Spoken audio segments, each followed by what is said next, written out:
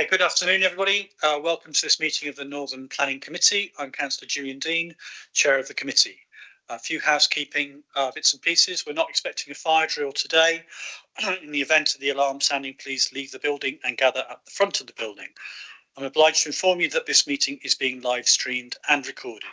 Could I also ask you to please ensure that mobile phones are switched off and ensure the volume on your laptop is muted. There we go. To ensure the members of this committee and all points raised by the public speakers are properly heard, I must advise that I will not tolerate any disruptive behaviour. This is a meeting held in public, but not a public meeting. And if such behaviour takes place and persists, I will adjourn the meeting. Members should ensure that they are present throughout the meeting, as you cannot vote on an item if you have not heard all of the debate. Can members and officers introduce themselves each time before they speak, so those listening know who is speaking? I shall now ask members of the committee and officers to introduce themselves. Let's start with Councillor Mark Owen. Thank you, Chair. I'm Councillor Mark Owen. I'm Councillor for Oswestry South East. Rosemary Dartnell, Councillor for Coleman Sutton. Andy Davis, Councillor for St Oswald. Councillor Adam Pfeiffer, Monkmoor Shrewsbury. Councillor Rosie Radford, Councillor for Ellesmere Urban. Councillor Gary Groves, Wen Rural. Councillor Carl Rowley, Councillor for St Martin's Western and Ellesmere Rural. Councillor Brian Evans for St Martin's. Councillor Gregory Epps for Whitchurch South. Councillor Ed Potter for Lowton.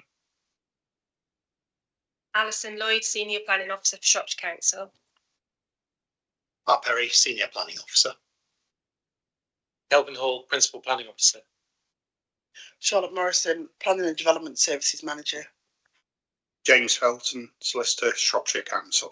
And Emily Marshall, Committee Officer, Shropshire Council. Thank you. And once again, I'm Councillor Julian Dean, Councillor for Port Hill.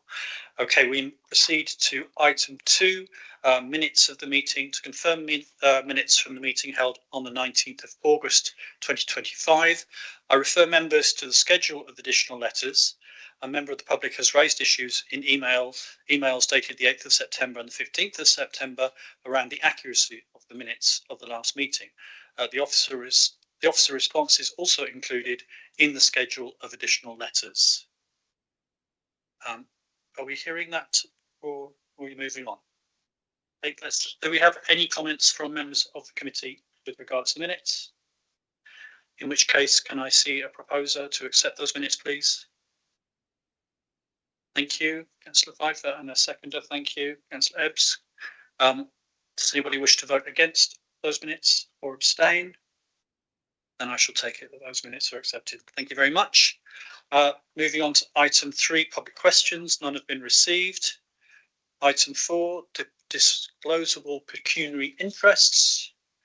Are there any disclosable pecuniary interests? No, thank you. So we move on to item 5, planning applications. And the first application is the Smithfield Hotel, 1 Sallet Road, Oswestry. Just for the members of the public to clarify, the officer will present a report. We then take speakers from the public. Members of the committee, you can ask questions of speakers, but that's for clarification purposes, not for entering into a debate with the speakers. And then the committee will come to a determination. So over to the officers, please.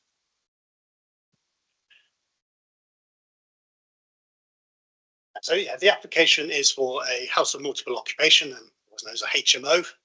It's to provide 22 bedrooms of accommodation in the centre of Oswestry. The site's within the town centre. It also falls within the conservation area. The scheme proposes 7 bedrooms on the ground floor, 7 on the first floor, and 8 on the second floor. Each of those bedrooms would have its own ensuite bathroom, and there's 2 shared kitchens and 2 areas of living space. If you can, next slide, please. So you can see the site there in relation to the rest of the town. That large sort of white square, blank square. You can see there. That's the main car park in Oswestry, with most of the town centre sort of to the north and northwest of the application site. Next slide. Within the application site, it also includes parking provision, and you can see 7 parking spaces identified there.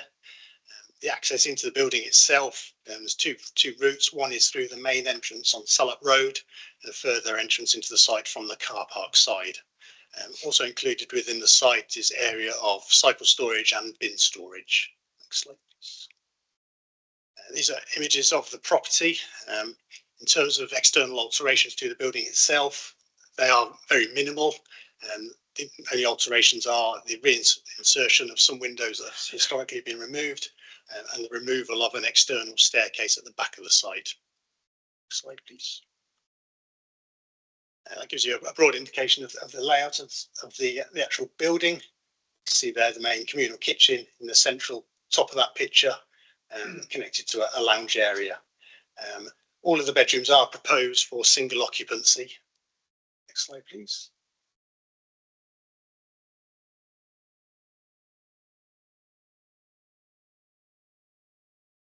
That is the first floor plan. Again, you can see the bedrooms and there's a central kitchen on that plan. That is the top floor. All the bedrooms do have their own ensuite bathrooms. Next slide, please.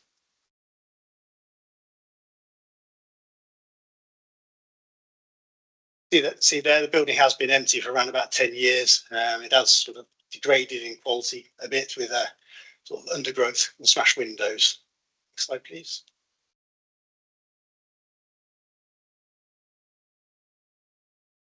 That's the view from Salop Road. Next slide.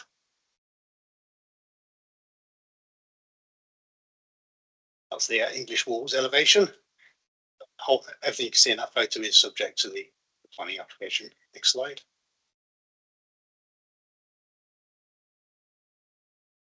That is the back of you can see the external staircase that would be removed, and that is the central sort of yard area. That is the only open space available with the property. Within that, there is cycle storage and bin storage. Slide, please. Then that's the view towards the yard area from Welsh Walls.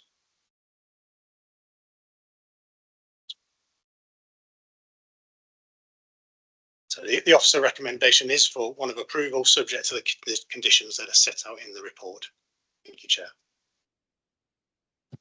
Thank you very much. We have a number of speakers. The first speaker is Ian Campbell.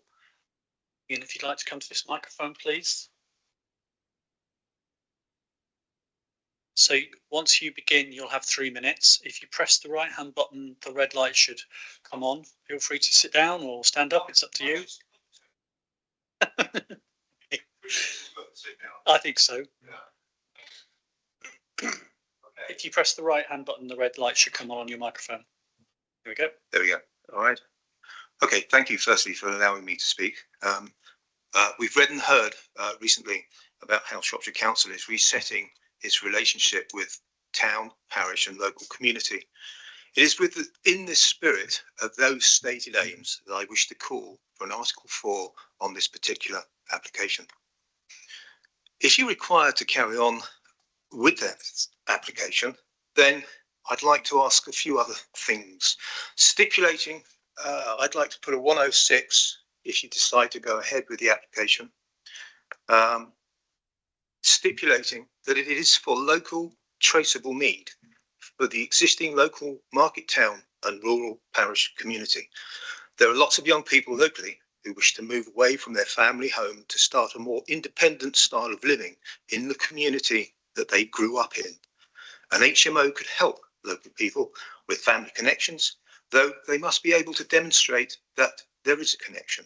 However, if this proposed HMO property were to be poached by the likes of Serco, then local need and the transition to independent living would be impossible. Locals effectively would be outbid by the glossy contracts being offered by these companies. The scenario really is this, that local people will be outbid by their own tax money. A correctly worded 106 would send a message that you are reintegrating with local town and parish and listening to the people that know what is happening in that community. 1 minute, 15 seconds. Thank you very much. Thank you very much. Before you, any points of clarification people want? No? Okay. Okay, thank you. And officers, any points of clarification from you that you need to make at this point? Okay. At some point, I will ask you well, first of all, to clarify what an Article 4 is for our benefit, and also any comments on the suggested 106, that we can do that in the discussion. Thank you. The next speaker is Aaron Roberts, the Clerk of Oswestry Town Council.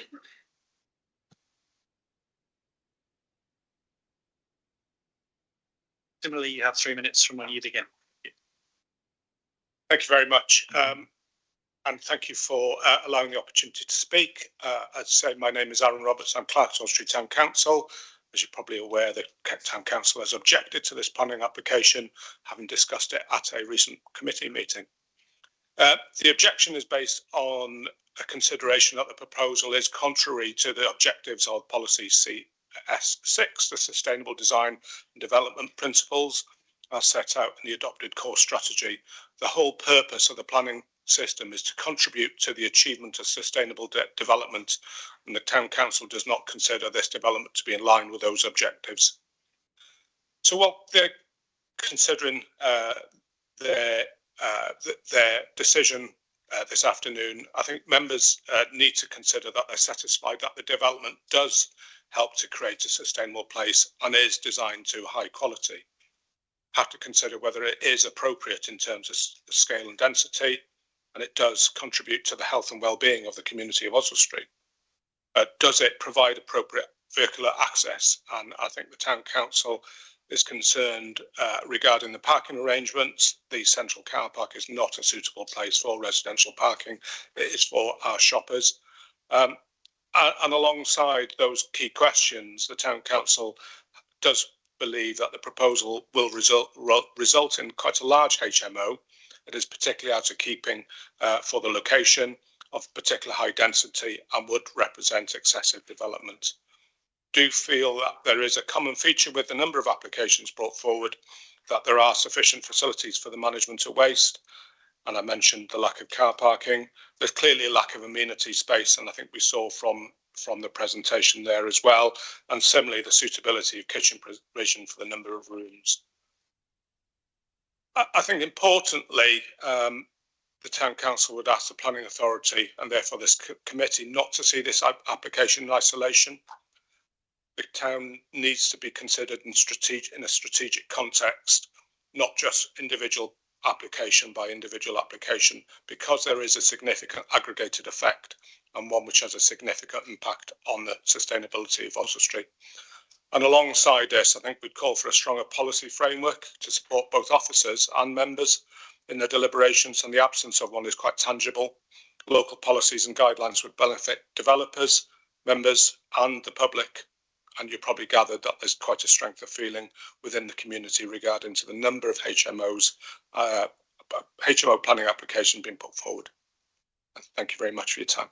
Thank you very much. Any questions from the committee? Any points officers wish to raise at this point? No, thank you very much. And the next speaker is Councillor Duncan Kerr.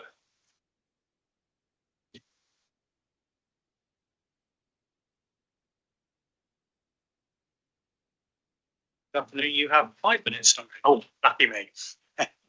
Okay, yes, I'm Councillor Duncan Kerr. I'm a local member, Councillor for Oswestry South, and I'm here to urge you to reject this application primarily on the grounds of consistency. And to explain that, I'll go through the last 4 applications for HMOs which have come through to the town. On the 10th of May of this year, Cross Street came, and the grounds for refusal state the following. The proposed 6-bedroom HMO represents over-intensification of the site, will result in harmful impact upon the amenity of future residents in terms of poor layout, access arrangements, internal living accommodation and facilities, outside private amenity space, and inadequate waste management. That is just on the corner from this property, and that was for 6-bedroom HMO. 28th of February, you've seen a lot of HMOs in Oswestry, 28th of February of this year, Hawthorne Grove, a 9-unit HMO, also rejected. And the grounds for refusal stated it is considered that a 9-unit HMO within this property would result in over-intensification of the site. Proposals are unacceptable impact on the amenity for both proposed occupants and existing neighbourhood residents. Insufficient detail has been provided about how refuse will be managed and to demonstrate additional vehicles associated with the occupants will not detrimentally impact upon highway and pedestrian safety.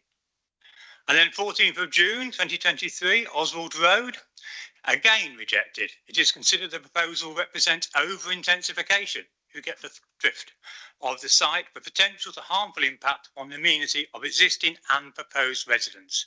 The site location is inappropriate for the proposed use given the level of outdoor amenity space. That particular property is far closer to the amenity space at Wilfred Owen Green than the property you are considering now is to the suggested use of Quay Park. So you had rejected a property that was actually closer to amenity space than this one. And then back in 2018, 18 Ferrers Road, 11 units, and it was rejected because it would result in over-intensification of the site, which would be an unacceptable impact upon the amenity of the proposed occupants. Equally, over this time, the last few years, Oswestry's had severe problems in one area of the town where there is significant density of occupation. Actually, in that instance, it is not multiple occupation, but there are very high density units occupied and run by housing associations, who one would normally expect to have much higher standards of management, provision and control. That's led to the police having both dispersal orders and closure orders, and a huge amount of police resources having to go into those areas. So we do know that heavily high levels of occupation in the town are associated, I'm afraid, with cookering and with vulnerable people being put under pressure. And I'm afraid when multiple occupation occurs, the opportunities for those who are seek to exploit vulnerable people grow because they have to leave their flat to do their cooking. And so their chances of interacting with others and being pressurised by others is increased. So I think this is a dramatic over-intensification. I can't understand why an application that's twice that of any of the 4 last applications that refused on the grounds of over-intensification should not itself be rejected for the very thing that those others were refused for, over-intensification. This would be the largest HMO that we know of, twice as large as any others in Oswestry, maybe one of the largest in Shropshire. I have no idea. It's a massive property, 22 units. Inadequate arrangements for amenity areas. To suggest that there's a park in the middle of a town, I think is frankly ridiculous. On that basis, everywhere in Oswestry, you might as well just strike that clause out, because everywhere in Oswestry lives within a couple of 100 yards or 100 yards of some sort of green area. And if that is good enough, then we might as well forget about trying to improve the life of the people who have no choice but to live in this style of accommodation. Inadequate provision for car parking. We're having 1 space for 3 units, none for visitors. 22 people, 7 visitors, not unusual. There'll be none left over. Out of keeping with this area, this is a conservation area. The building next to it, which used to be conjoined to it, is a listed timber-framed heritage asset, which is actually used by a very successful fine dining bakery at the moment. And it's not the character of what is being proposed here. And clear evidence that occupation at this level has been associated with problems in the town and police resources. And finally, inadequate arrangements for waste. It talks about 4 waste bins and 4 recycling bins. Really, for 22 people, 4 waste bins and 4 recycling bins? Can you imagine that sort of living? Do you really think that's a suitable in 2025 sort of accommodation we're going to be providing? So I am amazed that this is being considered. Oh, realise I've run out of time. I'd urge you to reject the application. Thank you.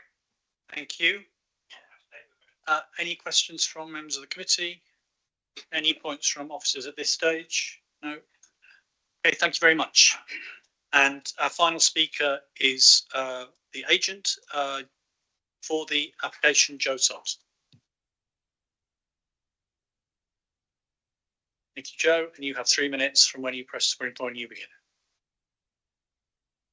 Good afternoon. I'm Joe Salt from Creative Planning, and I'm here to speak in support of the application at Smithfield Hotel. And the recommendation is one of approval when assessed against obviously the council's current planning policies. The officer has worked proactively with us through the application to get to this point. For complete clarity and to provide reassurance to the members, the proposal is for a 22-bedroom, 22-person HMO.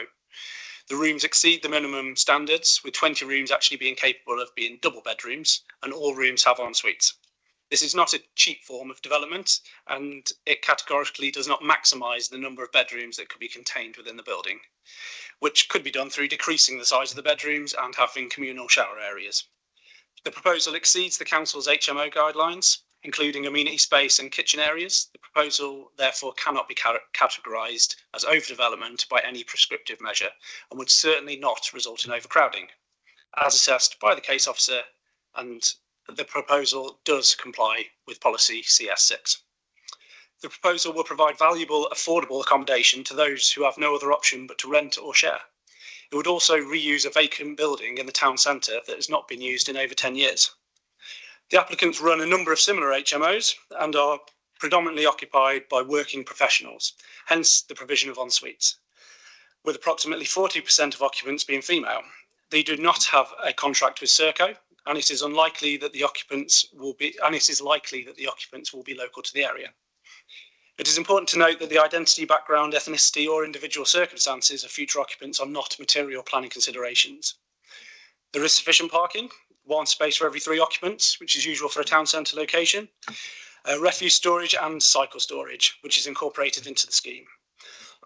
No objections have been raised by statutory consultees, and please note that the provision of external amenity space is not a requirement for a town centre location, and the previous permission at the property for 7 apartments was granted with no amenity space. The same rules do apply. For these reasons, and for the unequivocal support of the officers and consultees, we believe that the application should be granted planning permission. As set out in the officers' committee report, there are no material planning reasons to refuse the application, and if members were minded to refuse, it is likely the decision would be appealed. Thank you for your time, and happy to answer any questions. Thank you very much. Yes, Councillor Ebbs. Thank you. I would just like to know why the planning application 2021 for 3 3-beds and 4 2-beds was never carried out. I have no idea. I wasn't part of that. You weren't part of that. And the clients, the applicants weren't part of that. So a different, okay. Completely different.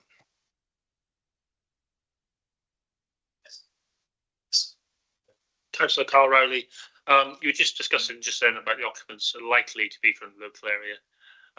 That to me doesn't really say that they will. We briefly mentioned about a 106 agreement to try and ensure that they're from the local area.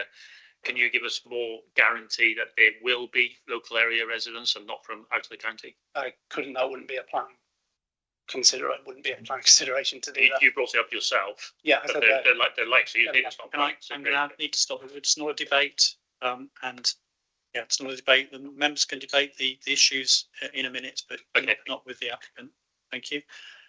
Any other questions? Okay. Thank you very much. Thank you. So, would officers like to respond to the points made so far before we open it up to the members?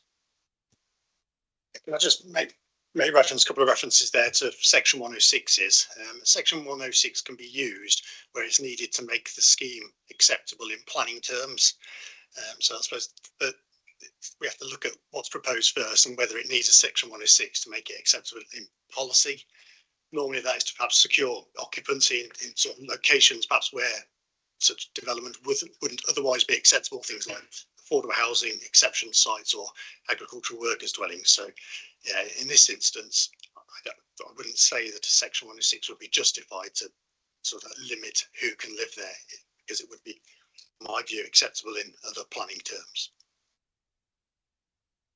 Thank you. So we're going to move to members. I am just going to draw members' attention to 661 in the report so that we are clear on this. As with any type of residential accommodation, the planning system is concerned with the use of land and the physical impacts of the development rather than the characteristics of the individuals who may reside there in the future. So if we end up in a debate about who may or may not be living there, I am going to close that debate down. Just letting you know that in advance. Okay, who would like to speak first? Yes. Councillor Andy Davis, just a question regarding highways. They've highlighted concerns over the size of the car park for a number of cars. We have heard from others it's appropriate. How is this going to be dealt with and maintained and monitored? How are we going to ensure there's only 7 cars there? Bear in mind, there's 22 individual rooms, the possibility of 22 cars plus visitors, friends and so forth. How is that going to be managed in that central location? Thank you. Yeah, because it's a central location, you'll note that the highways comments, they talk about the management of the car park for amenity reasons rather than sort of ensuring that there's adequate supply. We have to recognise that it's a town centre location, so there are public car parks nearby.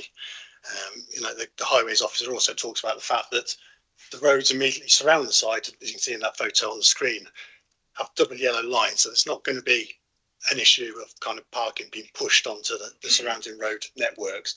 So there is a condition proposed which talks about the management of the car parking area. I say that is purely for amenity reasons rather than ensuring adequate parking provision, because in a town centre location we can accept a lower parking provision than perhaps we would in other locations. Thank you. Any other members? Yes, Councillor Dahl. Yeah, could I ask officers please to comment on Councillor Kerr's comments about previous applications that have been refused on the grounds of intensification, and compare that to this application, please? Yeah, the most recent refusal, which Councillor Kerr sort of read out the reason for refusal for, was at Cross Street. There are quite sort of significant differences between the two schemes, in particular the Cross Street. That was refused because a lot of the bedrooms didn't meet the minimum space standards for HMO accommodation. With the Smithfield site we're considering, all of the rooms do meet the space standards. 19 of the rooms actually meet the space standards for double occupancy, and the remaining 3 meet the occupancy, meet the size requirements for single occupancy. Cross Street 1 also had sort of poor accessibility. Access to it was down a narrow sort of passageway, up an external staircase, across a flat roof. Whereas, as I mentioned in my presentation, access to this one is directly off the main street through what would have been the original front door of the hotel. And also the scheme we're considering here, all the rooms have ensuite accommodation, whereas whilst that's not required for HMO, it's obviously something that kind of adds to the quality of the accommodation that is provided for the applicants, whereas the Cross Street one, I think it was 3 rooms, I think it was two bathrooms and 3 rooms, each shared a bathroom. The other HMO that I'm aware of is the Hawthorne Grove one. That was for a typical 1960s semi-detached house, and they wanted to put accommodation for 9 people in there. So that was in a very much typical residential area. Some of the rooms didn't even have windows, so it was, again, that was refused on the quality of the space. But those issues, I don't consider that they apply to this one, because all the rooms have en suites. They all have bedrooms, and so they may significantly exceed space standard requirements. Yes. Could I ask also about you've mentioned that some of the bedrooms are big enough to be double bedrooms, but the planning application is clear and that they'll be single occupancy. How will that be enforced going forward if it were permitted? Yeah, again, there is a condition that says it shall only be for occupation for 22 people, so 1 person per room. As you said, some of those rooms are big enough. I think the average size of the rooms is 12 square meters for the bedroom, and actually the minimum standard for single person occupation is 6.5 square meters. So they do exceed quite substantially the minimum space requirements. Councillor Radford. Councillor Radford, thank you. you mentioned a minute ago in terms of parking that there's 7 spaces, but it isn't about representing car parking for the whole of the people that live there. There actually isn't any residence permit parking in the area whatsoever. So yes, there's central car parking, but that is charged by the hour. So there's no opportunity for anybody living in those areas that don't have a space to actually have a cost-saving permit for that period of time. I think it's worth noting that fact. And then I think Councillor Kerr brought up about the 4 residential bins for 22 people that's going to be collected every other week. There's no mention in any of the paperwork that that is accepted, other than it's just stated. Do you have any concerns about that? Don't have any concerns. It was, again, it's something, as I mentioned in the report, there's 2 regimes. There's the planning side of it and then the licensing. And the licensing side do also look at making sure that there's adequate refuse provision among various other things. There is space within the site to provide more bins if needed. I think that sort of stripy coloured building there will be the bin store. So it's a reasonable size space to provide bins that are kind of out of sight and not sort of cluttering up the area. And going to the point about parking, there are public car parks in addition to central car park. Again, the town centre location where there is provision of bus service, there are other options. So residents wouldn't be entirely reliant on having a car. There are other options available, but say the highways officer didn't raise any concerns in respect to parking provision. Councillor Owen. Thank you, Chair. I'd like to start off by first of all acknowledging the pluses. The fact that it's bringing an unused building back into use, one that hasn't been used in the last 11 years, at least. The fact that it's a previous hotel means that the change of use isn't that great. After all, the hotel surely is just a short-term HMO by the night rather than by the week and the month. Also, Oswald Street does need more rented accommodation for its residents, for its younger people and not so young. So those are the positives that I can see, and they have to be acknowledged as far as I'm concerned. However, I am also concerned with 1 or 2 points. The fact that the hotel had 16 rooms in operation, and this goes to 22, which is quite a change. So in terms of density, I am a little bit concerned personally about that. The parking, I don't think we can try and push resident parking into the car parks in the area, especially like I'm most used to central car park. And that, as has been said previously, is an hourly rate. Admittedly, it's free at the moment between 8 and 6, but that really can't be guaranteed for the future. In other words, you might come across a situation where a month down the line, the town council might reinstate its 24-hour parking charges that was in place previously, in which case no resident is going to actually park there and pay the necessary fees to do it. The waste collection, I acknowledge you've got some large bins, but what about the collection of those bins? In other areas, I've seen bins put out onto pavements outside properties. The pavements around there, as you can see, aren't exactly very big. You will be forcing pedestrians out into the road, which is dangerous. The only way I could see that happening was if the waste management was actually collected from inside where it's stored. And I could be wrong, I don't recall that being done for other places. So I have reservations still, even though, as I've said, I acknowledge the fact that there are positives to this application. Thank you, Chair. Thank you. Yes, Councillor Evans. Thank you, Chair.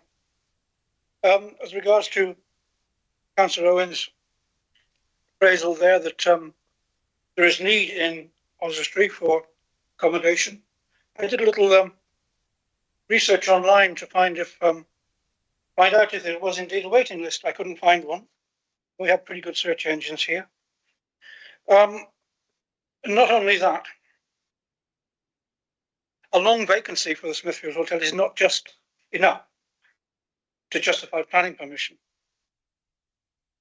The case officer, Mr. Perry, goes on and says the provision of a large HMO, I'm on page 12 now of the appraisal.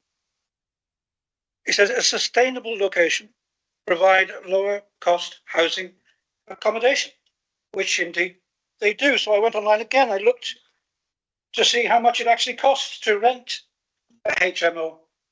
And the national average is between £400 and £700 a month. And after a quick research, I found that there were 11 such rooms available in Oswestry itself. And you can find it yourself by looking on sparerooms.co.uk. I found a double room for £440 a calendar month. Bills included, electricity, heating, the lot. Wonderful. It was a 3-bedroom house, fully furnished, in the heart of Oswestry, owned by a young Muslim couple living here, offering accommodation for a single Muslim or Sikh female in Oswestry. I'm really not sure what the relevance of somebody's religion is. Well, my wife was a Muslim. You're practicing Muslim, Chair. I'm going to ask you to move on, because what I'm saying. I'm going to ask you to move on because you're not talking about planning. You're now talking about people living in 3-bedroom houses, which has absolutely no relevance to this discussion. This is absolutely no relevance to this discussion. These are single rooms, Chair, and it's well within the planning remit. This planning remit says that we need more houses with single occupancy, and I'm demonstrating there are already 11 up for rent in Oswestry at this very moment. Okay, you've made your point. Thank you. Thank you very much.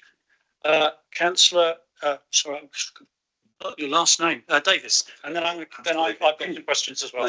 Oh, I beg your pardon. Yeah, actually, you were next. Yeah. Sorry. Yeah. Thank you. Come back to. I'm going out. I missed. Okay. Thank you. On your report 6.14, some clarity on this, please. It states about assessing the needs of the community within the planning policy. How has the need of this been assessed? Who's actually been consulted regarding the need for this? In terms of need, I did speak to our affordable housing officers, and the affordable housing list or housing needs list does only start at the need or the demand for 1-bedroom houses. They haven't got any records of who wants this type of accommodation. So it's kind of, I suppose the need is sort of market based really, and if there's obviously evidence need for the developer to put an application in, they also believe that there is some demand there. Otherwise, I suppose we wouldn't see the application before us. But yeah, there's no hard evidence of a need in Oswestry. Thank you, because it does say should be assessed and then reflected on in the planning policies. So the town council, have their views been sought? I know they've actually put their actual sort of comments on the portal, but has someone actually approached the town council for what they consider the needs of Oswestry are? Not the comments that provided in the application. Yes. Councillor Carl Riley, St Martin's, Westmead and Ellesmere Rural. Just listening to the comments from the councillors, I take point of Councillor Mark Owen's points of there are some positives and some requirements for this kind of accommodation. However, what I'd like to kind of say is, personally, I think the negatives massively outweigh the pros in this. I don't want to repeat what some of the officers, some of the councillors have already said, but some things that do stand out is the inappropriate parking. There's certainly not enough parking on this site for 22 residents. I understand that not all of them residents may be parking, but there's certainly not enough. And the central car park is not appropriate for that. I've also highlighted the waste management. There's a bit of a concern. We're looking at 4 bins for recycling, 4 bins for general waste that could possibly be only emptied every other week.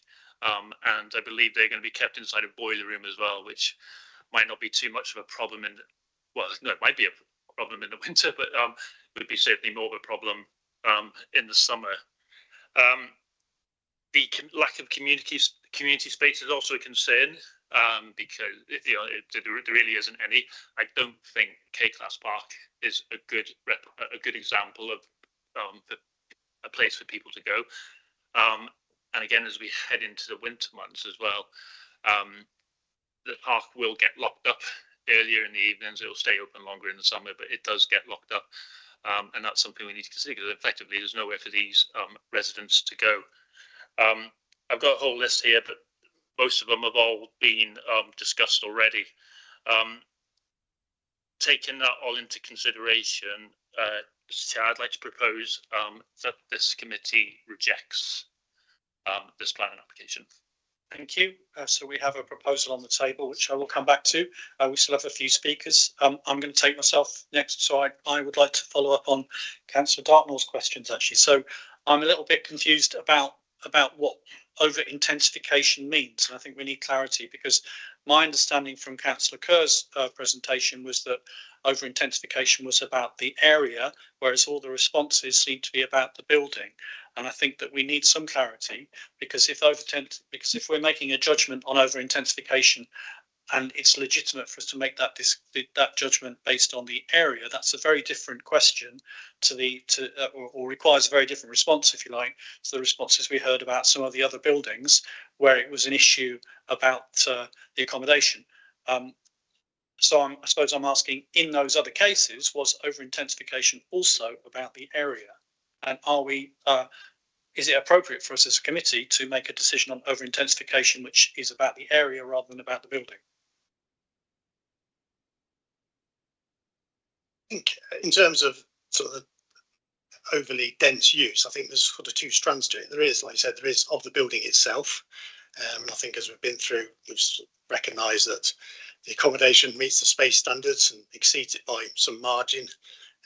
The number of occupants is proposed for single occupancy only, and sort of that's satisfied in terms of the amount of amenity space, the provision of the kitchens and the lounge. In the basement, there's a laundry. So I think in terms of the use of the building, officers are satisfied that it's not an overly dense use. In terms of the area itself, it's a town centre location, which is obviously has a denser form of development than you'd expect on the periphery of the town or in villages. So whilst a form of development may be considered to be sort of excessively or appropriate in one location, doesn't necessarily mean it would be appropriate in another. Like we mentioned about the Hawthorne Grove application that was refused, that was introducing 9 people into a semi-detached house in an entirely residential area. So very clearly I would say that was definitely an overly dense use. But I think in a town centre location where space is tighter, there's more mixed use activity going on. You've got people working, shopping, living.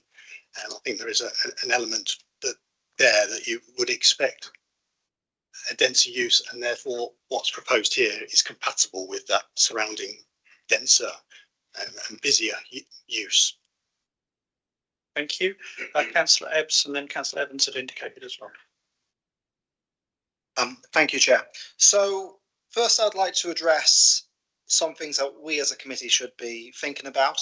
Number one, if we vote to decline, obviously there's the tilted balance to take into account, but to note there is an existing planning application which still stands from 2021, which is granted, although for fewer rooms than the current planning application.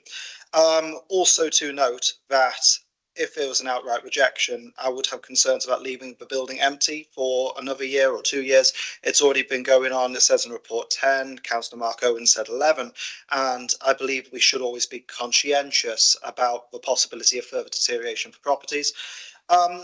One thing which I don't think has been adequately addressed, we've obviously spoken about car parking.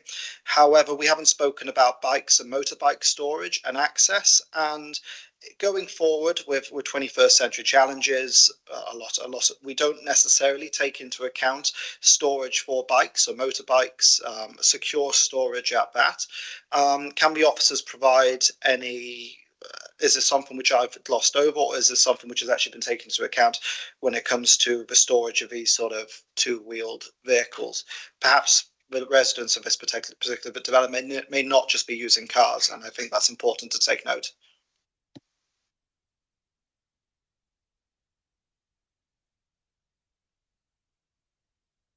Yeah, in terms of provision of pedal cycles, that has been taken into account. Plans do show an area designated for that, and suggested condition 4 would require the applicant to provide a scheme of cycle storage. So as part of that, that can include making sure it's secure storage and it's can sort of keep bikes protected from the weather and what have you. In terms of motorbikes, I'd say that's not something we've considered. We have only considered bikes and pedal cycles, but that's in terms of motorcycles, they typically sort of squeeze in around the parking spaces, don't they, or occupy a parking space themselves. So, but I think certainly in terms of cycle storage, was obviously the most sustainable mode of transport, and we have considered that and addressed it in suggested condition. Okay, thank you. I'm going to take Councillor Evans in a minute, and then I'm minded to move towards a vote on the proposal we have so far. We don't have any other proposals, but that's fine. If that passes, then that passes. If it doesn't, then we will look for other proposals. But Councillor Evans first. Thank you, Chair. I think you might have misunderstood me when I mentioned about the family, because my wife was a practicing Muslim, so it was in that context that I made that. Just want to make that clear. In conclusion, I would just like to say a few things. I think that Oswestry Town Council might well have taken into consideration, but I'm not sure that Shrewsbury and the Shropshire Unitary Authority are taking into account of Oswestry's position. And going forward, it can attract a lot of people to Oswestry Town, and I'm sure that the Town Centre Hotel could be used for something. Wrexham Football Club is just up the road, and within a few years' time, they'll probably be in the Premier League. We've already got people coming over from all over the world, and I now see them in Oswestry Town as well. And I'll finish with this, Chair, just a few seconds. The potential strategic importance of this hotel, both in the hospitality sector and the wider commercial community, must never be underestimated when making decisions about hotel in any town centre. I urge my colleagues to vote against this catastrophic mistake right in the centre of Oswestry Town. Thank you very much. Thank you. I'm going to move to your. Yes. Okay. Yes. So just go back on Councillor Ebbs's reference a couple of times at the previous planning application for, I think, 6 or 7. They are private residential apartments, not HMO. So you know, that possibly could be seen as a more appropriate development against HMO. Thank you. I'm just going to have to respond just in terms of thinking about the role of this committee. So I absolutely take your point about the value of hotel accommodation. However, that building has stood empty for several years and no developer has come forward. So we have to assume that the market for a hotel there is a tricky one. You know, but having said that, we're not here to determine market decisions about what buildings are used for. We're here to determine planning applications. So, but I take the point. Yes, and then I'm going to come to officers, and then I'm going to come to you, and then I'm going to move to a vote. Yeah, take your point, sir. Take your point on that. But we have to consider that not who will be living there, but the impact locally. It should be for local people. And I firmly believe that this multiple occupancy does little, as I've already demonstrated. Thank you. Thank you. I think we. Thank you, Chair. James Felton, Solicitor, Shropshire Council, and through yourself, Chair, obviously noting the comments that have been made and the points by Councillor Evans. What I would say is the committee can only decide the application before it. That is for a 22-bed HMO. It can't impose any other form of application or any other type of development that it would rather see as an alternative at this site. It can only determine this application as it stands. Thank you, Chair. Thank you. I'm going to take Councillor Dartnell, and then I am reminded to go to a vote because people are coming in for a second and third bite now. Thank you. Yeah, I just wanted to talk about Councillor Rowley's proposal, and just to say, I think it should be backed with reasons. If we're, yeah, I think that's important, and I would suggest that we're looking at over intensification, concerns about the lack of parking, and concerns about waste management. Open spaces. That's and so amenity including access to open space. Yes. That's very helpful, Councillor Dartnell. Are we all clear about the nature of the proposal, that it's to reject on that basis, on those planning reasons? If you'd like to, yeah, and incorporating those points would be useful. Yes, in response to Councillor Dartnell's. So I propose that we reject the planning application based on overdevelopment and high density, insufficient facilities and poor living conditions, looking at waste, limited communal space, parking and highway safety, lack of outdoor amenity space, the impact to local service and infrastructure, and the impact on the conservation area and heritage asset. Thank you. Thank you. That was very comprehensive. I'm going to come to officers before we move to a vote in case there's anything we need to know.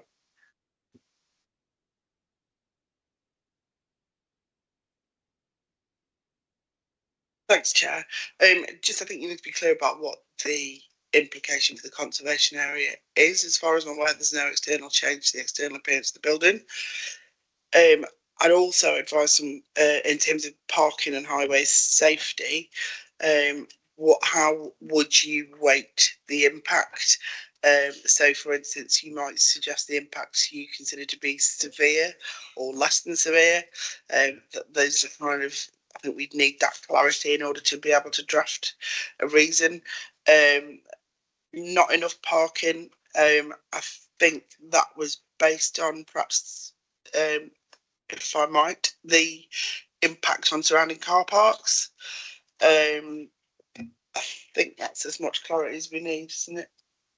Just to flash out the bones of it. Thanks, Chair. I will come back to you, but I'm going to suggest that because the heritage aspect has not been discussed by the committee, I'm going to suggest that we don't include that in your proposal, just because it hasn't been a point of discussion or even a point raised by any of the members of the public. I think it's a point of reference. It's a point of reference. It was brought up by Councillor Duncan. Okay. And I'll just go through my notes there. The impact of conservation area and heritage assets. The conservation officers did not object. Public comments raised concerns about the impact, character, and appearance of a conservation area and adjacent listed buildings. Even though the building is a non-designated heritage asset, it is appropriate use could harm its significance in the future. As for the parking, I think that's an issue. I can't remember what your second one was. I think we're there. Yeah. I think in terms of a proposal and planning reasons for the proposal, I think we're there. So I'm going to move to a vote. So can I? I need a second. Can I see a second?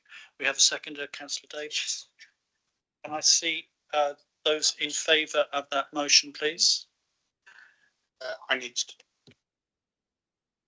It's a roll call. Thank you, Chair. Yes, and I'll just call out each member's name, and if you could indicate whether you're for, against, or abstaining in respect of this proposal. Councillor Andy Davis. Councillor Rosemary Dartnell. For. Councillor Ebbs. Councillor Evans. For. Councillor Fagefer. Councillor Groves. For. Councillor Owen.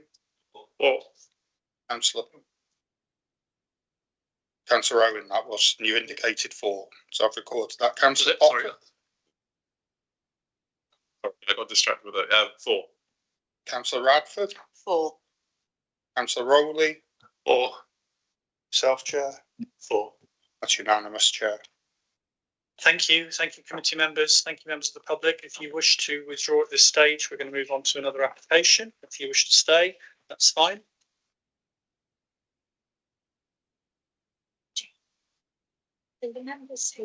We'll take a minute councillors, what should they have declared? They may not have been on that committee, I don't even know, but Ultimately, it's a matter for them. yeah, None of them did, so we can only assume that they weren't there Yeah. or they didn't Yeah. take part in that or they meeting. abstained and kept their power.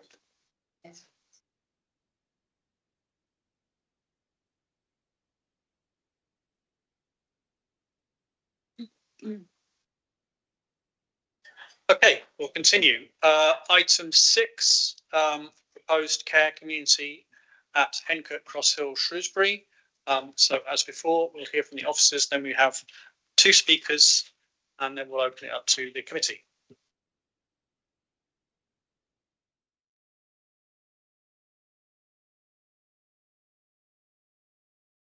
Thank you, Chair. This is an application for approval of reserved matters in association with an outline planning permission, which was granted under a variation earlier this year for a continuing care community comprising up to 164 units of extra care and close care accommodation and a 75-bed nursing home to include appearance of the development, layout, scale and landscaping. There are some late representations which I'm assuming that members have read through these already, but I'll go through them in brief. There's a comment made by our ecology team in relation to some of the wildlife enhancements, and it is recommended that if members are reminded to grant approval today, then this is subject to an additional condition to require that those details are submitted for approval. There's also an additional statement which is made by the applicant, which summarises the benefits of the proposal, including the amount of investment that it will bring to the area and the contributions that have already been agreed under a unilateral undertaking as part of the outline planning permission. We've also received comments from the local member, Councillor Jeff Cott, who objects to the application and has got concerns over some elements of it, including the design of the proposal, including the care home. He's requesting a more sympathetic palette of materials and concerns over the glass windows and the type of brick that is being used. Councillor Jeff has already has also submitted further comments overnight as well, with further concerns that over the brick, and he has advised that the quality of the brick is reasonable, but the colour is inappropriate for Shropshire. This is in particular for the care home element. The amended proposal also includes a red brick, which is an improvement, but it's a wire cut brick rather than a stock brick of inferior quality. And he has urged the committee to specify that a red brick is used, and the type of brick as well, which will be more in line, in keeping with the town centre development. And also reiterated concerns over the use of dark grey cladding on the upper storey of the care home. There's also a further public representation in objection in relation to the design elements of the proposal. So in terms of the application, this is a reserved matters, as the report says. Principle of the development has already been permitted via appeal, which was dealt with by public inquiry. The site area is shown in red on this particular plan, and you can see its location in relation to Elsmore Road, which is in red to the east, and the public rights of way and the housing developments to the east and further to the south. The outline planning permission sets out the parameters that the reserved matters application, this particular one, need to adhere to. That includes where each part of the development need to be located within the site, and also the maximum heights that the buildings are allowed to be. And this particular plan has been varied since the outline permission was granted to reduce the height of the care home by 1 story, which is the easternmost element of the site. So this is the master plan for the site, and it builds on the approved parameters. It's built around the existing roadway that goes through the site to the winery and restaurant on the western side. There are 20 apartment blocks, and then centrally located, where I don't know whether you can see my cursor actually. Centrally located is an amenities building with the care home situated on the eastern side of the site adjacent to Ellesmere Road. Yeah. The elevations of the care home. So the height has been reduced from that which was approved as part of the appeal decision. It's proposing blue brick for the lower ground floor level and buff brick for the ground floor and grey zinc cladding for the upper floor and the roof. It shows the elevations of the care home and showing on the top there that it's partly set into the ground, such that the lower ground floor level will be below the level of the adjacent Ellesmere Road to the east. And this shows a similar elevation as well, showing the elevation in relation to the landscaping and tree planting along Ellesmere Road. This is a typical apartment block. This particular one is on the western side of the site. It's the range of different styles for the apartment blocks. This one's a typical 3-story building. And then the typical layout. This is a particular layout for block U. Shows the bedrooms, some of which are en suite, equipped with living and dining space and a kitchen. And this is the another typical elevation of one of the apartment blocks. This particular one would have a lighter colour scheme, which picks up some of the lighter colourings of the White House existing dwelling, which is adjacent to the site. This includes a lighter coloured cladding and some white brick to ground floor level. This particular apartment, AA, is the one most visible from Ellesmere Road to the east. This is more residential in appearance, and you can see that it's got brick to the walls and plain tiles to the roofs with some chimney details as well.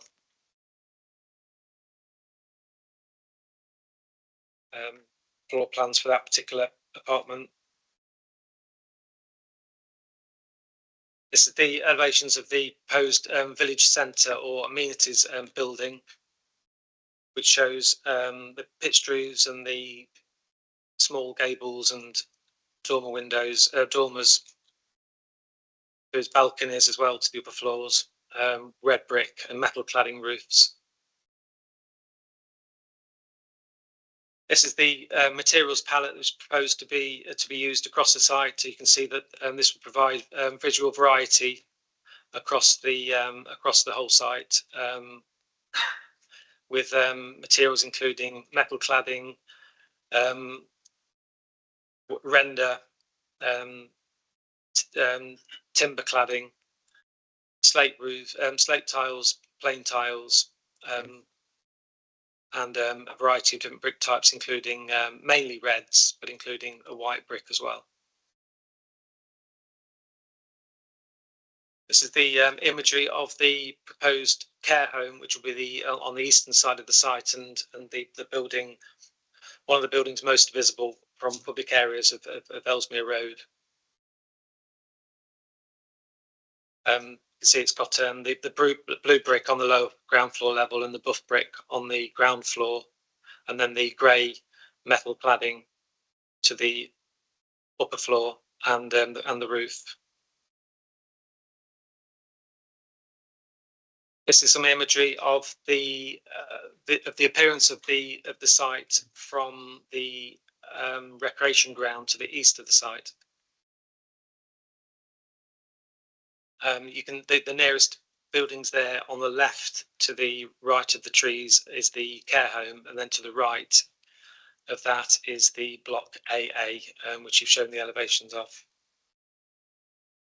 And this is a imagery of the site as you're approaching Shrewsbury, coming south along Ellesmere Road, and you can see the block AA building at the edge of the site, just beyond the site entrance.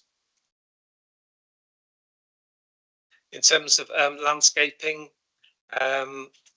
there's a range of different landscaping types. Importantly, existing landscaping is being retained across the site, and in particular along the Ellesmere Road side. The landscape includes an orchard.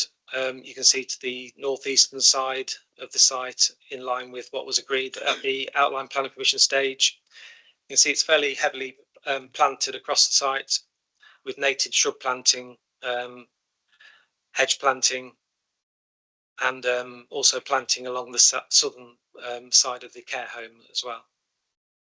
In terms of the detailed planting for the apartments, again, a range of planting proposed, some ornamental planting, which you can see the colour scheme in the centre of this plan, and also some more structural native planting around the edges as well, to include beech and birch and oak trees.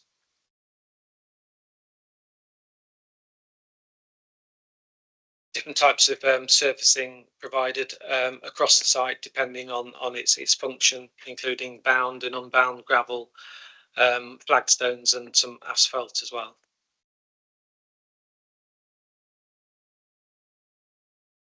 This is a street view image showing the site on the left-hand side as you're driving out of Shrewsbury along Ellesmere Road, to see the existing tree boundary. Additional tree planting and infill planting will be put in as part of the proposals to provide a bit more visual screening of the development from Ellesmere Road.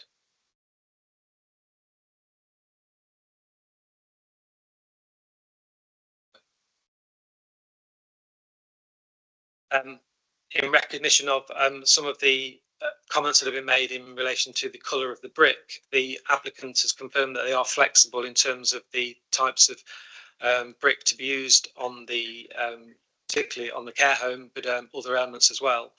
And they have they've made up a mock-up of what the care home would look like with a red brick rather than opposed to the buff brick. If members do have concerns over the particular type of brick to be used, then members might want to agree that a condition could be imposed to require that those elements of the scheme can be submitted for approval. So just to sum up, in terms of the application itself, we're looking at the detailed matters in relation to the appearance and layout and landscaping of the scheme, rather than the principle, which has already been accepted as part of the outline planning permission, which was granted on appeal. In officer's opinion, the proposals put forward now would provide a high quality design development which is in accordance with the parameters which have been laid out in the outline planning permission, and therefore officers are recommending that reserved matters approval is granted. Thank you, Chair. Thank you very much. We have two speakers. We have, first of all, Councillor Ben Jeffcourt speaking against the proposal. And you have 5 minutes from when you begin, if you can press the right hand button. Okay. Yeah, thank you, Mr. Chairman. This reserved matters application follows on directly from an outline scheme which was originally proposed in 2021, which 176 local residents, including me as a local resident at that time and still am, objected to. Shropshire Council initially rejected it, rightly in my view, for a number of reasons. Only at the last minute, when a week before a planning inquiry is due to start, they changed their mind for various reasons. The inquiry inspector considered the application and decided, to residents' surprise and disappointment, but decided to uphold the appeal and to allow outline permission. Residents remain dismayed at the plan, it must be said, and so my representation to this committee must be to object, because although I recognise that that many aspects of the scheme have been decided by the inquiry inspector and cannot be reopened, it's not possible for me to say that I am in favour of the proposal. I do, however, recognise that the outline is approved, and it is likely that permission at this stage is likely to be given, as the council cannot afford to be on the wrong side of another legal judgment. But I also hope that councillors and officers will be as proactive as possible to set conditions to make the best of the development, minimise the damage to the aspects and to the environment and to the landscape, and to improve the scheme. And I should stress that there are elements of the scheme which I do recognise have been done well. I think the architectural master plan across the site, given the massing and the size of the buildings, has been approved by the inspector. And within that envelope, I think the overall master plan does have merit. And the architects used by Shingler, I think, have done a good job in coming up with a sympathetic palette and some interesting designs which combine traditional forms and traditional materials with modern forms. I can't say that that applies to the care home, which uses a different architect, PCPT, you can see there, which is the source of much of my objection today, and is also drawn objection from the town council and the civic society. The rendering proposed suggests that the brick is of a yellow appearance. I mean, sometimes it's described as yellow, sometimes it's described as buff. I note that the agent now says that they're being flexible about materials, but the type of brick that the agent has suggested is a wire cut brick rather than a stock brick. A stock brick is much better. So I've suggested two types of red stock brick. I've given two types, but it's the quality of the brick and which I'm going for. It is a very important site.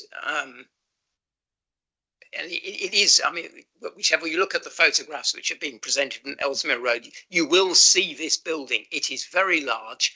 You know, when you drive out of Shrewsbury, for those of you who are not familiar with it, on Ellesmere Road, as you crest the brow of the hill and descend towards the old riverbed, this development will be spread out before you on the skyline. You will see all of it. And in particular, you will see this building, the care home. Look at the height of it. Even with one story less than it was approved by the inspector, you will see it. It will make particularly in winter. So we need to make sure that the design and the treatment is as good as possible. Other points, there needs to be clarity about the future maintenance of the road network. There needs to be clarity, and I would urge the maximum possible degree of public access for the site.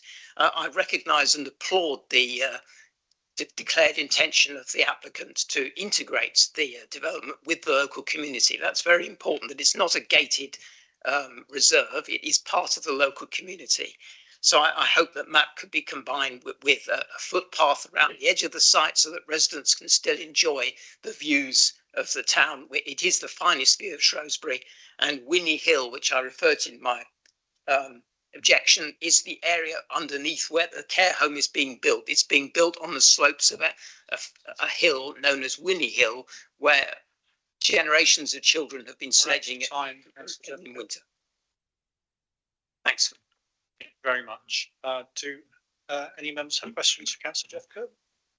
Any comments at this stage from officers? Okay, thank you. Thank you. Okay, thanks. And our next speaker is Nigel Thorns on behalf of the applicant, agent on behalf of the applicant. And you have 3 minutes from when you start. And if you press the right hand button, thank you. Thank you, Chair. My name is Nigel Thorns. I'm a planning consultant based in Shrewsbury, and I'm here to speak on behalf of the applicant. The original outline consent was the subject of a public inquiry and was granted planning by the planning inspector in March 2023. So the principle of the development is acceptable. The current application is in full compliance with the very specific parameters set out within the 24 planning conditions, including the location and heights of the buildings, with designs in full accordance with the original design and access statement.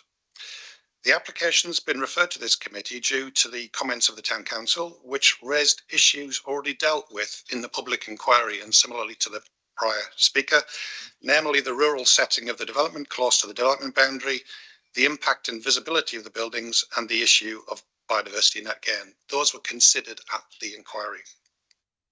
The Town Council also describes the care home as a massing of yellow brick and zinc, but this isn't an accurate reflection of the proposals. The application clearly describes the brick as buff coloured, whilst the zinc on the roof is grey, not black. In terms of designs and materials, we've worked very hard with your planning officers at the pre-app stage to get everything right. Indeed, your planning officers have concluded in the report that the scheme would provide a high quality environment to residents and visitors, and are satisfied that the materials chosen comply with the original design and access statement and the very detailed planning conditions. In light of the Town Council's objections to the colour of the care home brickwork, we've submitted an alternative, which we've seen on the screen, with a more traditional red brick option. If the materials continue to be an issue of concern, then we're quite happy this element be covered by a planning condition requiring alternative materials. As you will see, the statutory consultees, drainage, highways, ecology, conservation and landscape are all supportive of the scheme, and so there's no outstanding technical reasons for refusing the application. The scheme will provide a much needed retirement village in Shropshire, where the retired population significantly exceeds the national average. And of course, the scheme brings significant benefits: inward investment of around 75 million, around 450 workers employed during construction, 1.3 million contribution towards affordable housing, highway benefits, including a new footpath crossing on Ellesmere Road, and around 155 full-time equivalent jobs throughout the site once operational. So finally, the scheme fits wholly within the outline consent. All of the technical consultees confirm that the scheme is acceptable. Your planning officers recommend that the application be granted, and we're happy to accept a planning condition requiring details of materials of the care home, if you feel that's necessary. So on this basis, we hope you're able to support the planning application. Thank you, Chair. Thank you very much. Any questions from the committee to the agent? No? Any comments? Stage? No? Thank you very much. Thank you. Okay, open it up to the committee. Councillor Potter. I think in terms of with the principle of development is established, I hear about some of the concerns about the bricks, particularly on the care home, though a lot of that is sort of personal preference to some extent.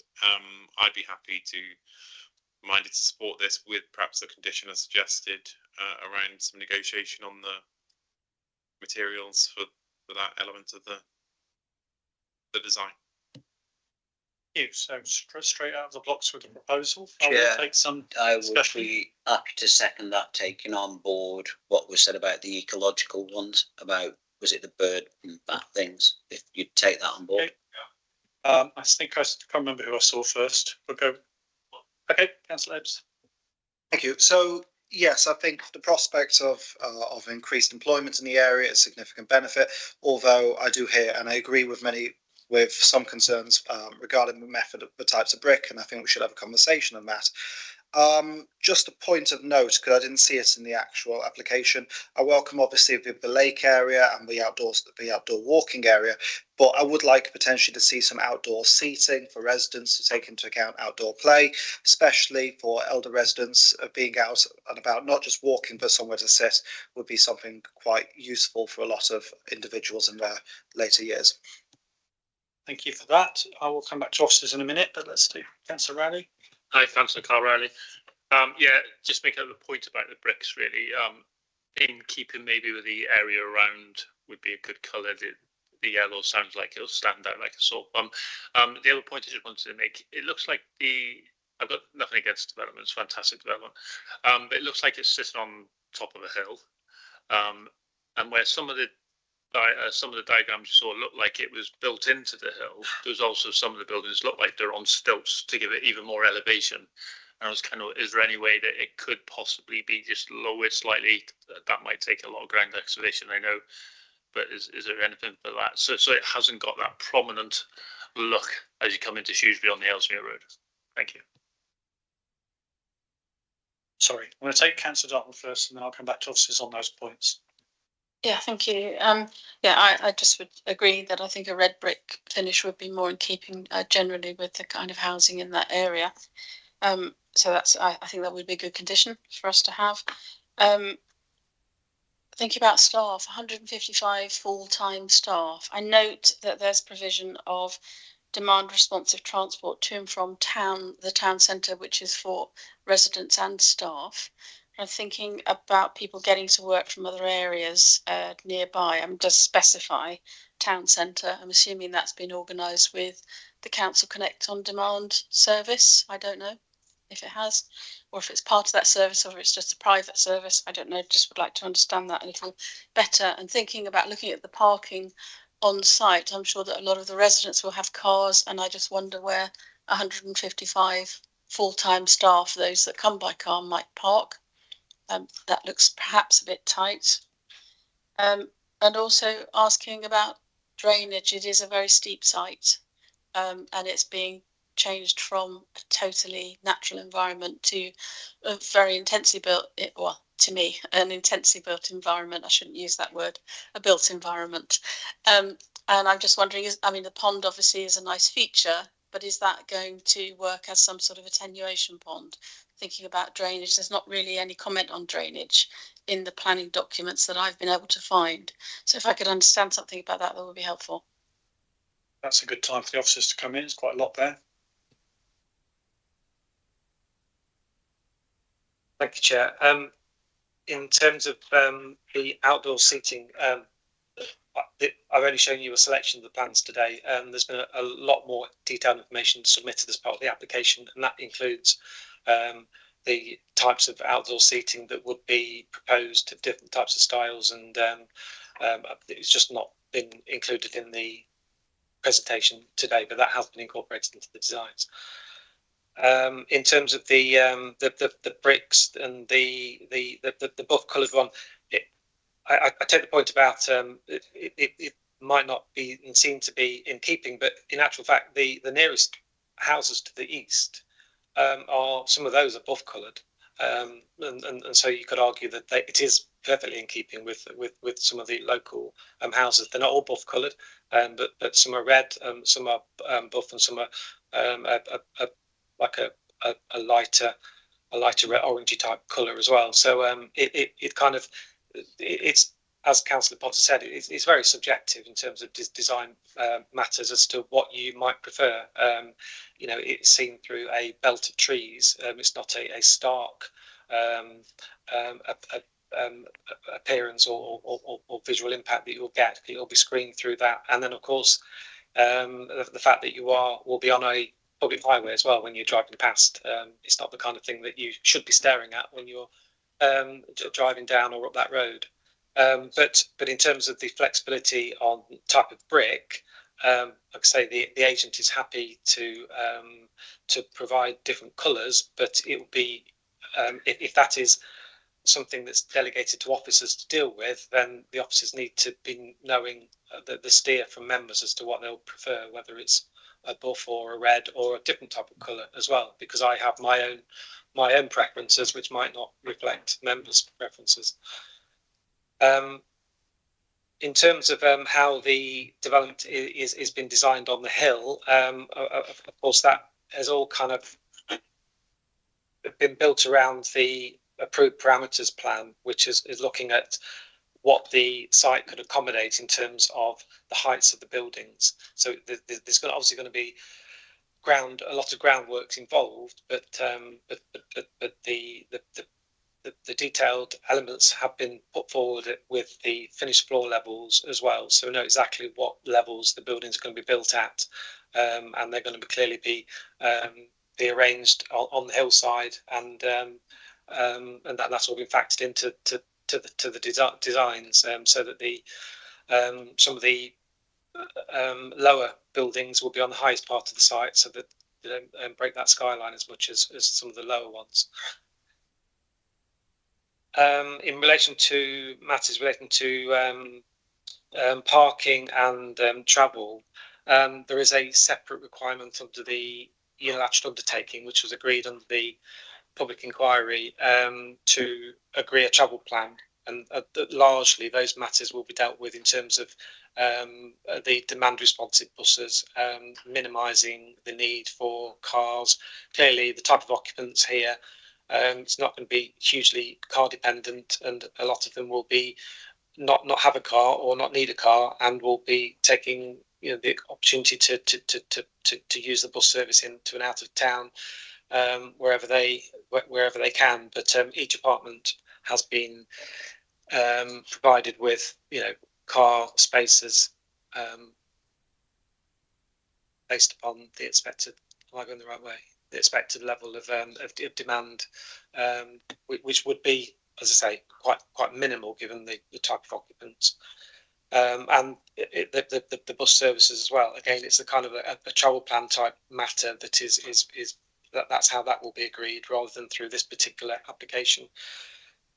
And the final thing I think was drainage. Again, there's a separate planning condition under the outline planning permission to require details of the drainage to be submitted for approval, and that is an ongoing planning application where we're consulting with our drainage team on that to get that agreed. But the principles of the drainage follow on from that which was discussed as part of the outline planning application.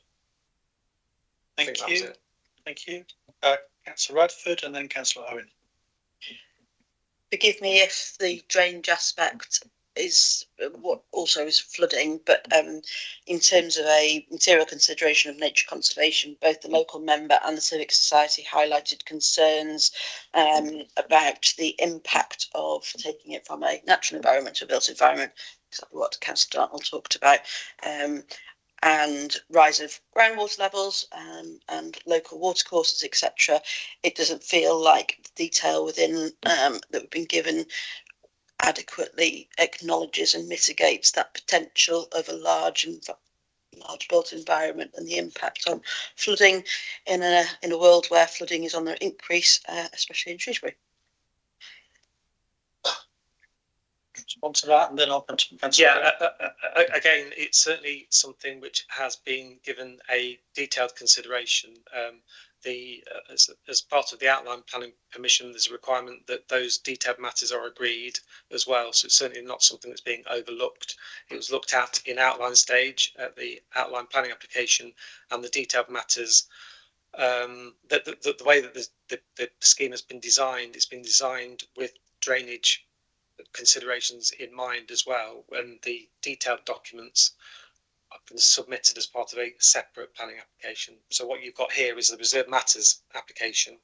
There's also other applications that have been submitted to agree detailed drainage matters, for example, and they are being considered separately. It's not something that's overlooked at all. It's designed within the scheme, but as part of a separate application. Then I'm uncomfortable with making a decision unless I know the outcome of that one, I guess. That's my question. I mean, planning conditions are delegated to officers to deal with as part of an application for planning, for discharge of planning conditions, which is a normal part of the planning process. Most planning permissions will include a condition requiring detailed matters for drainage to be submitted for approval. As part of that process, we will consult with our drainage team to make sure that they're happy with what has been submitted and all the detailed matters, and then they will be delegated to officers to make a decision on that. So I've got Councillor Owen, I've got myself, I've got Councillor Davis. We've got a proposal on the table. So after those three, I'm going to come back to Councillor Potter to see if he wants to amend it in any way or shape it for us. So Councillor Owen. Thank you, Chair. I take into account the fact that the red colour is a more generalised colour for Shropshire with its stone, and my preference, if the officers could take that on board, would be for that and the agent has already said that they are willing to actually do that, which is great. One thing I did want to say, maybe I missed it, please tell me, but one of the things Councillor Jeff got brought up was the quality of the red brick, or the, if you see what I mean.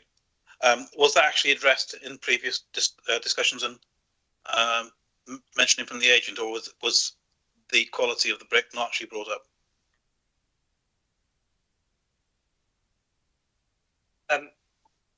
The quality of the red brick has only been raised overnight, effectively, and that's newish. Yeah, and so it hasn't been raised as a concern prior to that. We can certainly look into that in terms of agreeing what type of material might be appropriate.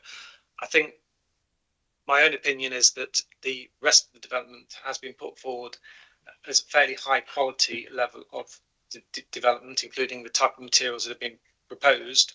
Certainly not a cheap scheme done on the cheap, and I would expect that the type of materials, the bricks that they're being proposed, would follow that as well. That it would be a good quality material.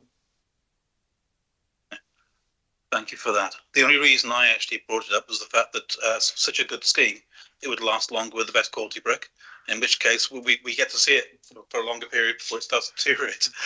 So if that could be looked at, I'd be grateful, certainly. But as far as the actual scheme is concerned, great. Thank you, Councillor Davis, then myself, then we'll come back to Councillor Potter. Just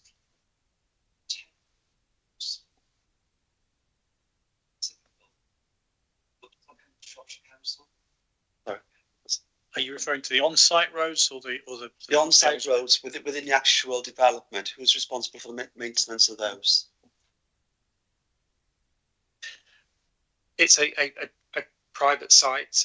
It will continue to be a private site, and there's no intention that the roads are adopted, so it'll be maintained privately. Okay. And my final question is, Councillor Radford mentioned about sort of the drainage.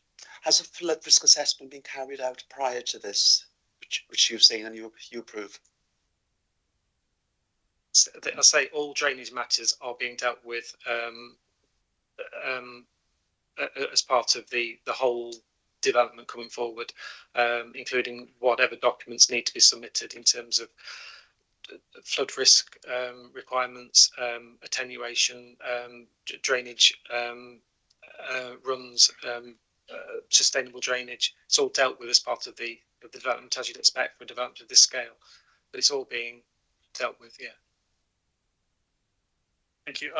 So my comments. I'm actually quite uncomfortable with the idea that the committee sits around and decides on the colour of the brick. To be honest, I'm looking out that window and I'm thinking actually a buff colour is going to, in many seasons, blend better with the trees as you drive down that road. You won't see it, whereas that red sort of sticks out a little bit to me. So, but it feels to me uncomfortable. I mean, obviously it's up to the committee if you wish to give a steer on that. But to me, it feels odd for us to give a steer on that. That's my personal feeling, and my other feeling is that that's all we've ended up with actually as a point of debate, because everything else seems to be more or less resolved. I'm going to come back to Councillor Potter. Well, as I said before, I'm happy. Personal preference. I think I'd probably tend to agree with you. I removed red brick off my house, so it's personal preference, isn't it? So, but I suppose it's just picking up from happy locals, happy life.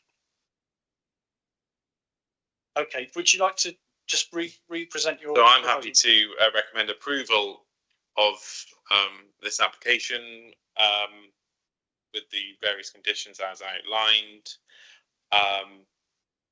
There was another condition. Yeah, it was the ecological one that was picked up about, I think, with the birds and the bats not having enough houses, if you will, in the building. So to incorporate that, that would be my proposal. And you're not including anything about the bricks? No, I won't include about the bricks. If someone wants to amend it, go for it. Anybody wish to amend that proposal? Go on then. Yes, I'll amend it to ask officers to deal with the brick issue. To deal with the red issue. brick issue. So you're proposing red. So we'll take that motion. I'm happy to second the amendment. So we'll take that motion as it is, including the red. I'm assuming nobody wishes to. I'm not going to propose an amendment on that, by the way. So I'm going to leave that in if that's what people are minded to go for. You looks like you want to speak, or are you just? Are you ready to take the vote? Take the vote. Sorry. Any final comments from officers before we move to a vote? Only that I would need clarification as to the colour of what we're aiming for. I think we do have clarification, and the proposal is suggesting that we go for red. I'm minded for the buff. That's all. So don't leave it to me because. Okay. Councillor Evans. Can I just say a word for the buff brick as well, Chair? Yeah. I'm going to have to take a separate vote. So you know. Okay, I'm going to take a vote on colour first. Who wishes to recommend red? Can I just see an indication of that? So that's 1, 2, 3, 4. Who does not wish to recommend a change of colour to red? Can I see an indication? 1, 2, 3, 4, 5, 6. Okay, so we take that out of the proposal, in which case it's just a proposal to accept the with the conditions on Swift bricks and rats and birds. Yeah. Can I? Do we have seconded? We have seconded from. Okay, over to you. So thank you, Chair. Same drill as before, members. I'll call out your names, and if you can just indicate whether you're voting for, against, or abstaining on the matter. Councillor Andy Davis. For. Councillor Rosebery Dartnell. For. Councillor Greg Ebbs. For. Councillor Brian Evans. For. Councillor Adam Pfeiffer. For. Councillor Gary Groves. For. Councillor Mark Owen. For. Councillor Ed Potter. For. Councillor Rosie Radford. Abstain. Councillor Carl Rowley. For. And yourself, Chair. For. It's all bar 1 for, Chair. Thank you. Thank you, committee. Thank you. If there are people who are here for that application who wish to leave, then now is a good opportunity to do so. We've got 2 more applications to listen to. Thank you.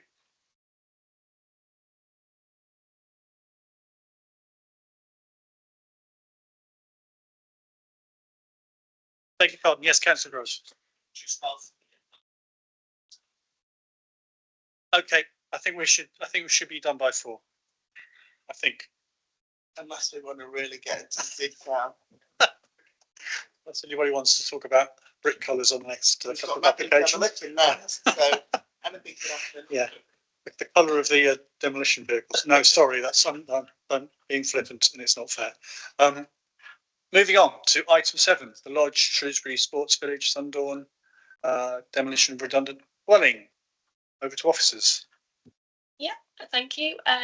So this is a prior approval application for demolition of a derelict redundant dwelling house. It actually forms part of a wider site of Shrewsbury Sports Village. It's before us today due to Shropshire Council being the applicants. So I don't think there's that much controversial for us to discuss. Under the Town and Country Planning Permitted Development Order, the removal of the building is permitted development. However, that's subject to prior approval matters being considered. And those prior approval matters are means of demolition and how the site's going to be restored.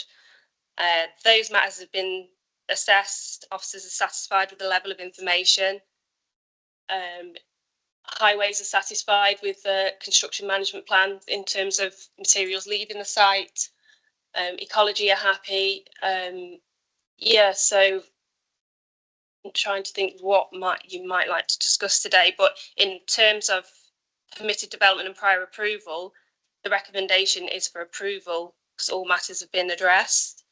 It did trigger the need for a BAT survey due to the removal of the structure, but the building, you'll probably see, surveys were carried out. The building, whilst it's derelict, is well sealed, and two surveys were carried out and no evidence of bats was found.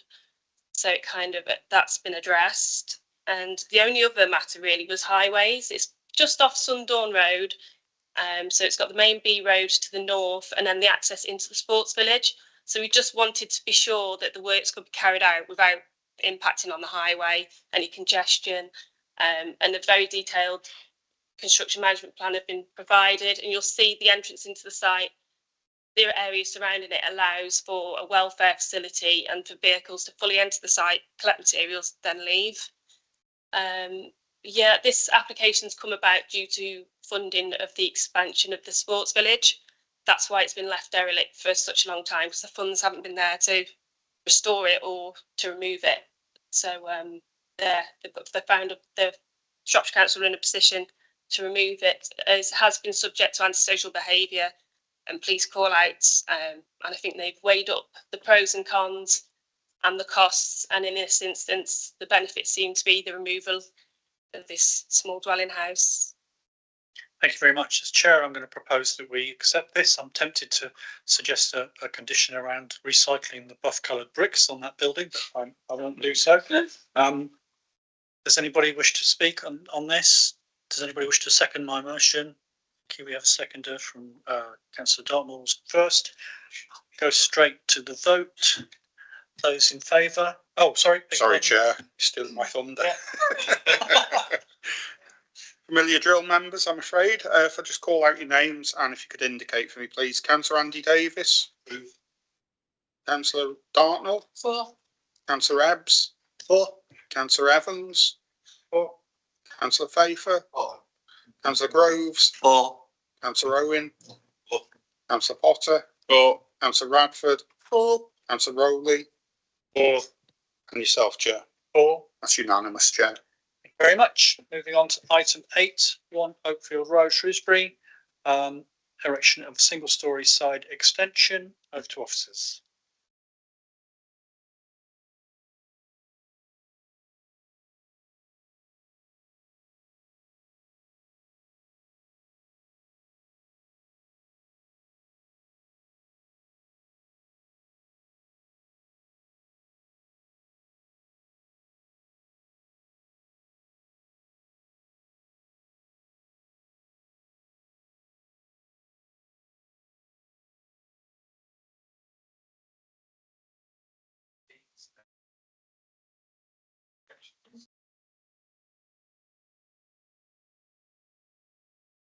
And officers have no particular concerns over the scale or design of the proposal, which is a single-storey side extension, and it is recommended for approval subject to conditions to require that the external materials match in colour, form and texture those of the existing building. Okay, thank you. Do we have any speakers or any proposals? Councillor Ebbs. So, I mean, given that given that officers have no concerns, I would like to put in a proposal in favour of granting this planning application. Yes. Can I have a seconder, Councillor Davis? I'm subject to subject to conditions. Are we minded to move straight to a vote? I think we probably are. Up to you. I'll streamline the process, Chair. Are you all in favour, members? If you could show your hands, please. It's unanimous, Chair. Thank you. Very much. Thank you, committee. And we are moving straight on to item 9, appeals and appeal decisions.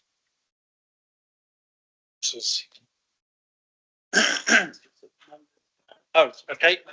Do we have any questions? Yes. Councillor Davis. On this now, are we? Nope. So is that just declaring interest? No. Just for information, Councillor, the appeal decisions. They're just here for information. Okay. Yeah. Do any members have any questions about the appeals and appeal decisions? No? Okay, thank you very much. Item 10, date of the next meeting. To note, the next meeting, the Northern Planning Committee will be held at 2 p.m, Tuesday the 14th of October in the Shrewsbury room. Okay, not in here, but who knows? We'll wait and see. Otherwise, thank you very much, members. Yes. Yeah, can I give my apologies for that meeting? I'll be on holiday. Thank you very much. Is that noted? Or would it help if he emails it in? That's noted. Thank you. Get a substitute. And that's noted. Thank you very much. And if you could reach out to your subs, please. Yes. And also just remind them, I don't know if we've had many subs so far in this round, but subs also need to complete their training. Yes. Yeah.